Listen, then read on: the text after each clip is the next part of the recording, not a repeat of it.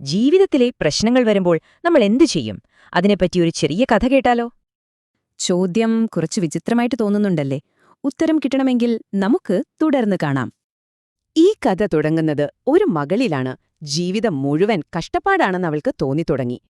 ഇങ്ങനെ മുന്നോട്ടു പോകാൻ പറ്റുന്നില്ല എന്ന് അവൾ അച്ഛനോട് സങ്കടത്തോടെ പറഞ്ഞു. അപ്പോ ഒരു ഷെഫായിരുന്ന അവളുടെ അച്ഛൻ അവളെ നേരെ അടുക്കളയിലേക്ക് കൊണ്ടുപോയി. അവിടെ അദ്ദേഹം ഒരു വാക്കുപോലും മിണ്ടാതെ ഈ കാര്യങ്ങൾ ഓരോന്നായി ചെയ്യാൻ തുടങ്ങി. ഏകദേശം 20 മിനിറ്റ് കഴിഞ്ഞപ്പോ അദ്ദേഹം സ്റ്റൗ ഓഫ് ചെയ്തു. അതിലുണ്ടായിരുന്ന ഓരോന്നും ശ്രദ്ധയോടെ പുറത്തെടുത്ത് അദ്ദേഹം അവളുടെ മുന്നിൽ വെച്ചു.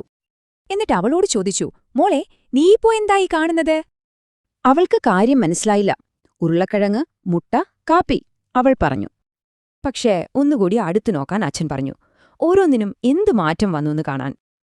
അദ്ദേഹം പറഞ്ഞു, ഈ 3 നേരിട്ടത് ഒരേ ഒരു പ്രതിസന്ധിയാണ്: തിളച്ച വെള്ളം. ഉരുളക്കിഴങ്ങ് കണ്ടോ? അത് നല്ല കട്ടിയുള്ളതായിരുന്നു.